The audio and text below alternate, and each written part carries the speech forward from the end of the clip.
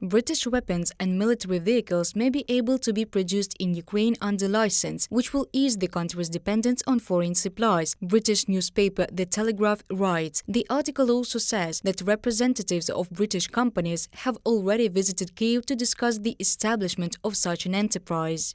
Other European defense companies are also in talks with Ukraine, with British companies keen not to be beaten to the punch by French and German rivals. Any deal is likely to be seen as a significant strengthening of Britain's relationship with Ukraine, from a publication in The Telegraph.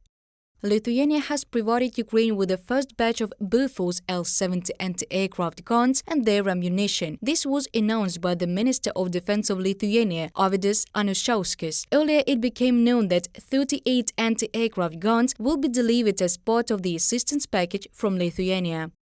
This equipment is in full working condition. A week ago we had a training with Ukrainian soldiers. We had a light firing exercise.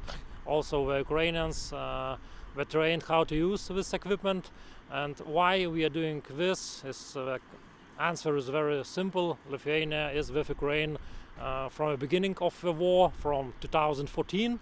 This weapon should be especially effective against Iranian Shahed drones. Guns must work together with special radars. Funds are raised for their purchase within the framework of the Lithuanian public initiative Radarom. In 2 weeks, Lithuanians and philanthropists from other countries transferred almost 7 million euros to the company's accounts.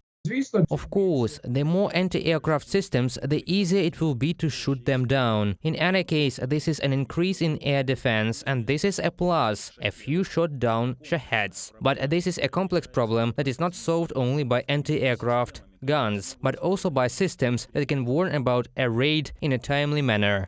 The prominent American historian Timothy Snyder raised $1,200,000 for a system to counter kamikaze drones, the so-called Shahed Catcher. In November, he became an ambassador for the United 24 fundraising platform. If you helped raise funds, you helped save a life. Thank you. History is happening around us, and each of us has a role, big or small, to play. Timothy Snyder, Yale University professor, on the United 24 Telegram channel. In Slovakia, a possible start of negotiations on the supply of MiG-29 fighters to Ukraine is being discussed. This statement was made on Friday by the Slovak Prime Minister Eduard Heger. The Ukrainian president asked me to deliver the MiGs. Now, because this official request has come, the process of negotiations can be started. Eduard Heger, Prime Minister of Slovakia, from a report by Reuters. Ukrainian Defense Minister Oleksii Reznikov went to the next meeting of the contact group on Ukrainian defense issues in the Ramstein format. I have the honor to lead for the 9th time a joint team of representatives of the Ministry of Defense, Intelligence, the General Staff and our diplomats, which will work intensively with partners in the coming days. The pace is extremely high. Oleksii Reznikov, Minister of Defense of Ukraine, on Facebook. The main issues for discussion are the protection of the Ukrainian sky, including with the help of aircraft platforms, the development of a tank coalition, training programs for Ukrainian soldiers, and the stability of support.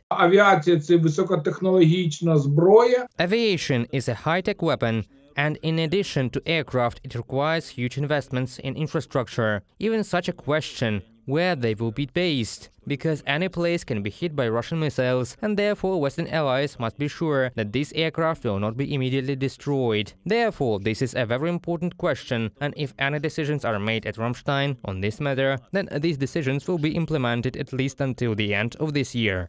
Reported by Diana Kolesnik, Yulia Bil, UATV News.